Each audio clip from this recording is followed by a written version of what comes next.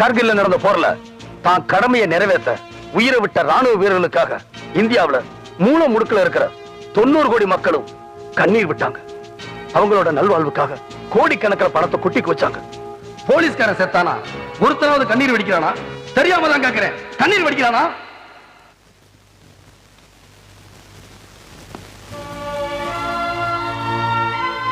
எதிரி ஒளிஞ்சான்னு சந்தோஷப்படுறான். இந்த நிலைமை மாறணும். நமக்காகவும் கண்ணீர் வடிக்கணும். உங்கள் நண்பன் உங்கள் நண்பன் பேரளவுல இல்லாம செய்கையில காட்டணும். குற்றவாளி பிட்பாக்கெட் அடிக்கிறவன் இருந்தாலும், ஆர்கே சாமி மாதிரி பெரிய பிசினஸ் மேனா இருந்தாலும் சட்டப்படி நடவடிக்கை எடுக்கணும். அப்பதான் இந்த மக்கள் மத்தியில நமக்கு மரியாதை கிடைக்கும்.